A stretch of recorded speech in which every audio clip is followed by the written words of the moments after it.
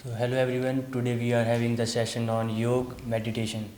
So we are the students of Satyam School of Languages and we are with Satyam sir. So I will ask some questions about yoga and meditation to sir. So sir, can you tell us about something about yoga or meditation, that what is it? योग का मतलब होता है जोड़। और योग वो विचार भी हो सकता है, कर्म भी हो सकता है, जो हमें हमारे स्वभाव से जोड़ता है, हमारे स्व से जोड़ता है और हमें समाज से जोड़ता है, प्रकृति से जोड़ता है, सृष्टि से जोड़ता है, समष्टि से जोड़ता है। इन नटशेल आप कह सकते हैं कि योग विचार भी हो सकता है, थॉट भी हो सकता है। That unites our individual self with the universal self, ये योग होता है। Is there a difference between yoga or physical exercise? Patanjali योग सूत्र में 8 अंग आते हैं, अष्टांग योग जिसको बोलते हैं। तो उसमें यम नियम आसन आता है। तो आसन can be related to physical exercise. हालांकि महर्षि पतंजलि ने आसन पे इतना ज़्यादा बल नहीं दिया है। Yes, and what is the difference in that yoga or the yoga which Baba Ramdev is teaching nowadays? Baba Ramdev जो पढ़ा रहे हैं या सिखा रहे हैं वो योग पतंजलि, महर्षि पतंजलि के ही अष्टांग का एक अंग है। वो आसन कह सकते हैं, आसन और प्राणायाम ज़्यादातर करवा रहे हैं। क्योंकि जैसे यम नियम, आसन, प्राणायाम, प्रत्याहार, धारणा, ध्यान, समाधि, ये जो अष्टांग योग है इनमें से ज़्यादातर बाबा रामदेव आसन और प्राणायाम सिखा रहे हैं। आसन का मतलब होता है कि आपने जो कहा फिजिकल एक्सरसाइज, और प्राणायाम का मतलब होता है जैसे breathing, breath exercise, inhale exhale, जो हम आपको भी बताते हैं। So Gautam Buddha also gave us the concept of Samyak Yoga.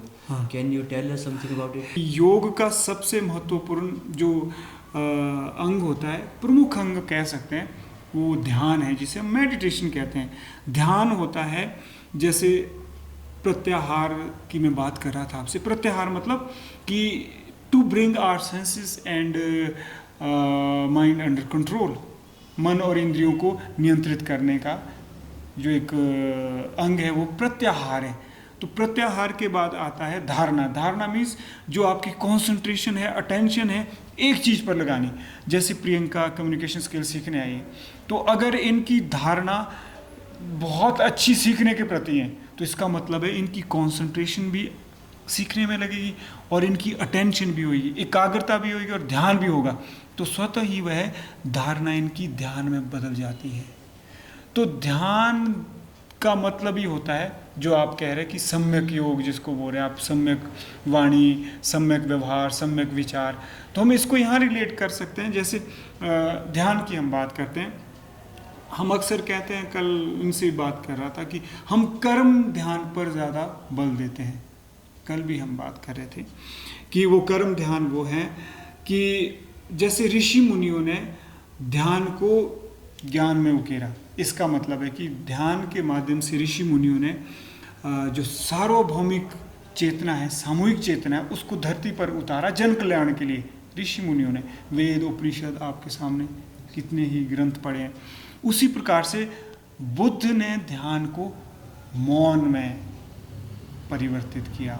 अर्थात बुद्ध का जो ध्यान है वो हमें नैतिकता और मौन की ओर ले जाता है। बुद्ध कभी ज़्यादा इस बात पर बल नहीं देते। जैसे वेद हैं, वेद ब्रह्म ज्ञान की ओर ले जाते हैं, वेद सामूहिक चेतना की ओर ले जाते हैं, विश्व चेतना की ओर ले जाते हैं, विश्व मानवता की ओर भी ले जाते हैं। और बुद्ध जो है विश्व मानवता की ओर भी ले जाते हैं, लेकिन मौन और नैतिकता की ओर ले जाते हैं। तो हम कहते हैं कि जिस प्रकार से ऋषि मुनियों ने ध्यान को ज्ञान में उकेरा, अर्थात ऋषि मुनियों ने सार्वभौमिक ध्यान को धरती पर ज्ञान में उतारा, उसी प्रकार को बुद्ध ने मौन में और नानक कबीर ने शब्दों में गाया। तो सत्यन ने, कार्तिक ने और प्राची ने, प्रियंका ने ध्यान को कर्म में लाना है। अर्थात आपको कर्म ध्यान से करने हैं। कौन से कर्म करने हैं कि जब हम कुछ भी देखें तो ध्यान से देखें, कुछ भी सुने तो ध्यान से सुने। क्योंकि जो हम देखेंगे और सुनेंगे उसके बाद जो हमारी प्रोसेसिंग यहाँ होगी तो ध्यान से होनी चाहिए, और जब हम बोलेंगे और लिखेंगे वो भी ध्यान से है। तो ये 4 कर्म हमारे ध्यान से होने चाहिए। अगर आपने संप्रेषण कला सीखनी है, कम्युनिकेशन स्किल सीखनी है, तो आपने ध्यान लाना है। तो कर्म ध्यान की ही हम बात करते हैं हमेशा। और शायद जो सम्यक आप कह रहे हैं ना, सम्यक वाणी सम्यक व्यवहार, तो बुद्ध से ही मिलता जुलता है, एक ही बात है। फ़र्क इतना है कि मैंने आपसे कहा कि हम कर्म ध्यान की ओर ज़्यादा बल देते हैं, क्योंकि ध्यान सिर्फ आंखें बंद करने की प्रक्रिया नहीं है। ध्यान का मतलब है कि आंखें खोल के एनवायरमेंटल मेडिटेशन भी करनी है। तो आप दूसरे शब्दों में ये भी कह सकते हैं कि जो हमारा ध्यान है वो हम समाज की ओर ज़्यादा फोकस है, अर्थात हम अध्यात्म को सामाजिकता की कसौटी पर कसना चाहते हैं। हम नहीं चाहते हैं कि मॉरलिटी और डिविनिटी में गैप हो जाए। आज यही तो है कि नहीं, आप बताएं। हमने दिव्यता और नैतिकता को अलग अलग कर दिया, जबकि ऐसा नहीं होना चाहिए। तो मुझे ऐसा लगता है कि जो हम आप लोगों को सिखाते हैं या फिर जो हम प्रैक्टिस करते हैं आपको सिखाने से पहले, वो यही है, वो है कर्म ध्यान। कि बहुत लंबी लंबी बातें, जैसे ठीक है सम्यक योग एंड ऑल, बेशक पढ़ो लेकिन ध्यान कहाँ दो, देखने सुनने में, बोलने लिखने में दो। If a person start yoga, he has, I think, everyone do mistakes. So can you tell us about the mistakes? Mistake that we can commit while practicing yoga.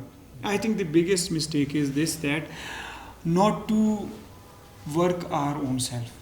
Biggest mistake is, योग का मतलब ही, जैसे मैं आपसे कह रहा था कि जब आप खुद को समय देंगे ना, खुद से जुड़ेंगे, तभी वास्तव में दूसरे से जुड़ सकेंगे, तभी वास्तव में समाज से जुड़ सकेंगे, तभी वास्तव में प्रकृति से, समष्टि से जुड़ सकेंगे, कि नहीं है। तो मुझे लगता है कि सबसे बड़ी जो मिस्टेक है, सबसे बड़ी गलती जो हम योग सीखते हैं वो ये करते हैं कि हमारी जो इंद्रियां हैं ना वो बाहर की ओर ज़्यादा होती है। Like what is the main source of learning? Like senses, isn't it, and intellect.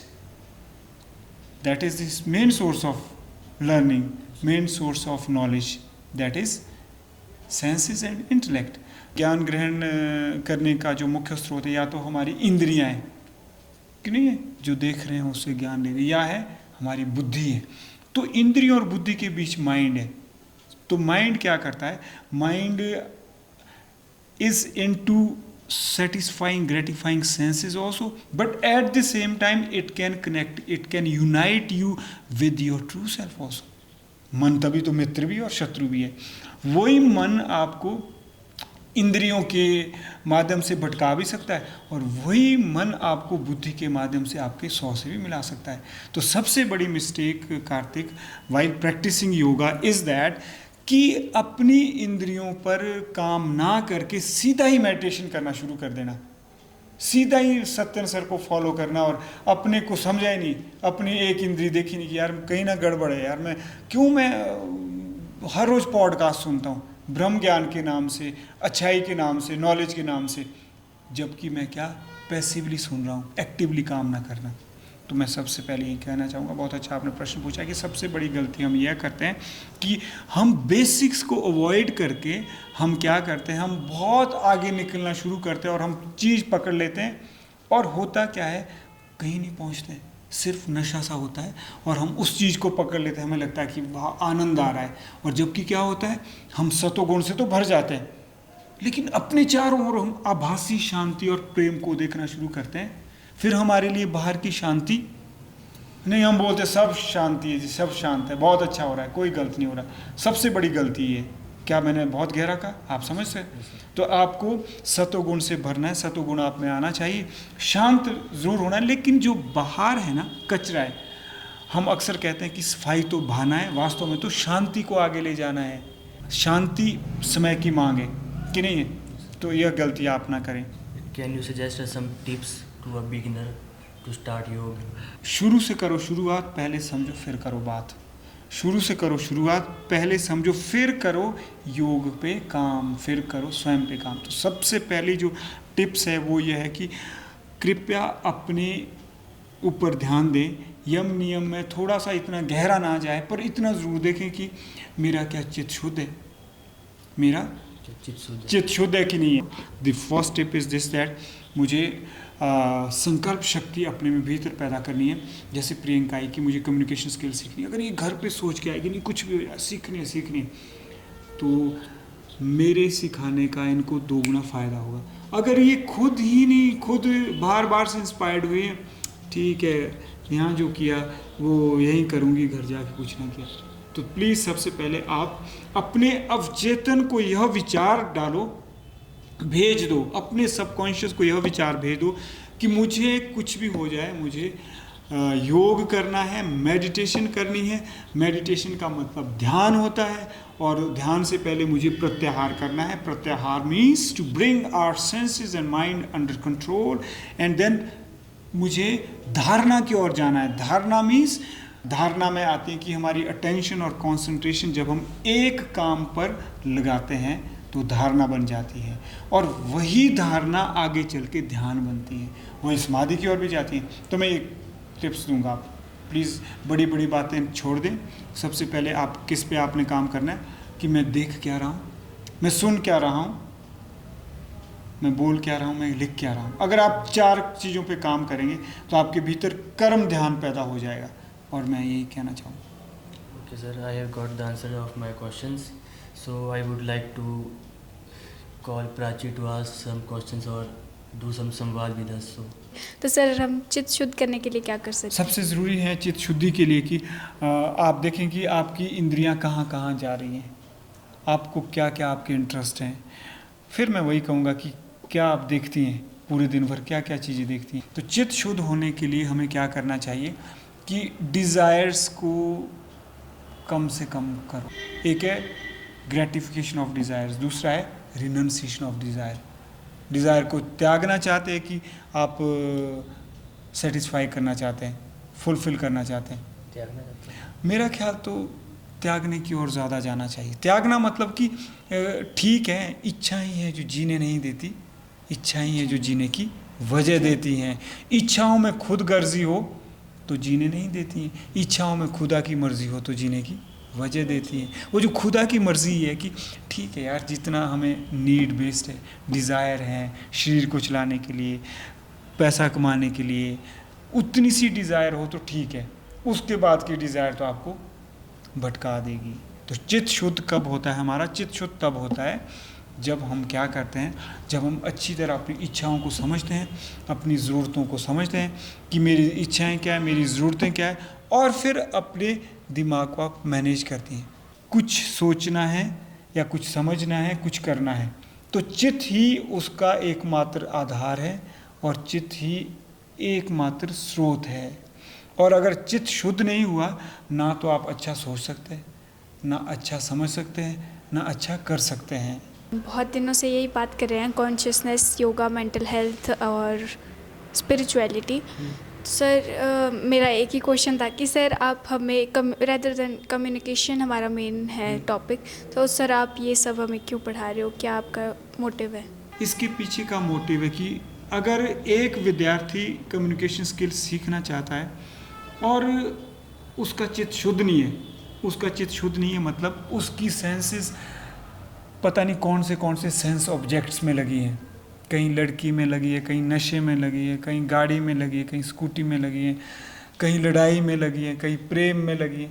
तो आप बताएं क्या वो कम्युनिकेशन स्किल सीख सकेगा? नहीं सीख सकेगा। ये मैंने महसूस किया। 20 बच्चा आ रहा है तो 20 बच्चे की अटेंशन स्पैन 1 मिनट नहीं है। 2 मिनट अगर 3 मिनट कुछ बोल दिया, कोई यूँ करने लगते, कोई यूँ करने लगते। दुर्भाग्य क्यों देना दोष, किसी को फ़ोन को क्यों देना दोष, तो अपना ही होता है जी, है ना। क्यों किसी के सिर पर ठिकरा फोड़ना गलती का। तो इसीलिए मुझे लगता है कि अगर कम्युनिकेशन सीखनी है तो सबसे पहले आपको मेंटल हेल्थ सीखनी होगी। मेंटल हेल्थ सीखनी है मतलब कि आपको मेडिटेशन करनी होगी।